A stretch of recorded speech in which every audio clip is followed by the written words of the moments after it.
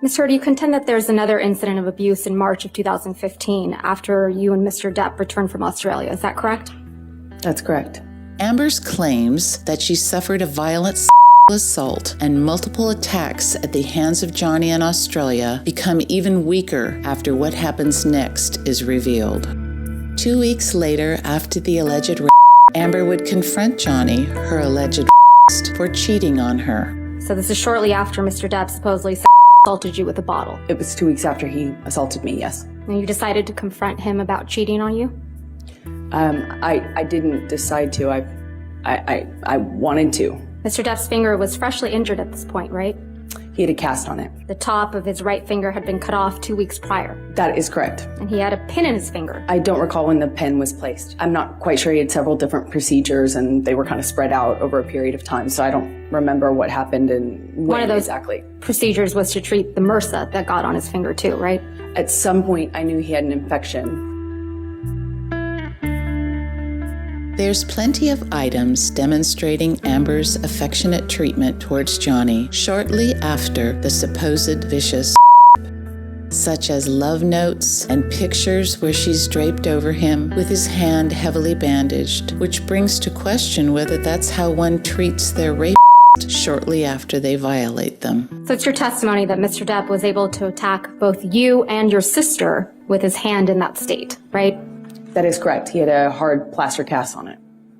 When I was off, not being able to work because of the severity of the injury, I had to go back to Los Angeles and have surgery. Most of the time, what I was dealing with was just recuperating, or just, I didn't want to lose the finger. Because MRSA, the MRSA infection is really quite evil. And I ended up with it twice, so I was really just worried about losing a finger or an arm or... Story about the bottle, and then Amber apparently created some story about you punching a wall or something like that? She says that I did it myself, yeah. By punching a wall. Just another way to hurt you. Little over 4 weeks after the attack that supposedly took place over 3 days, Amber would write her alleged violent a love note saying, "True love isn't about just the madness of passion or instead picking the safety of peace. No, it's about having both, falling madly in love with your friend. That is what has surprised me perhaps the most, that I have seen in you the true bones of friendship and respect. But of course, I still, perhaps more than ever, want to rip you apart, devour you, and savor the taste. Fret not, XX Slim." Yes, it's a love note. And you're Slim, right? That's correct. Then multiple additional love notes apologizing and promising him that she'll do better. "I love you and I'm sorry. I miss my warm, loving husband. I can't imagine my life without you. I love you. I will do better. I am sorry. I am sorry I can get crazy. I am sorry I hurt you. None of this is meant to be an excuse for hurting you. There's never a reason good enough to hurt you. Last person I ever meant to hurt. I hate having you hurt. I hate that you're hurting. I love you more than anything. Let me prove it. I need you. I love you." Yeah, another example of me trying to fix it. I was always trying to fix it.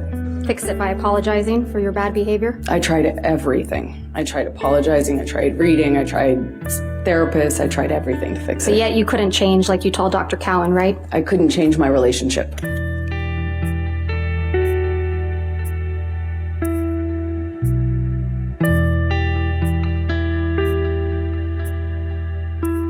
Four months after the alleged Amber goes with Johnny on a honeymoon to Southeast Asia and writes him yet another love note saying, "I also couldn't wait to tell you how much I adore you. What a beautiful, extraordinary, magical, memorable, wonderful, stunning, surprisingly evolving, and impulsive adventure. I couldn't have imagined a more gorgeous honeymoon. I love you more and more every passing day."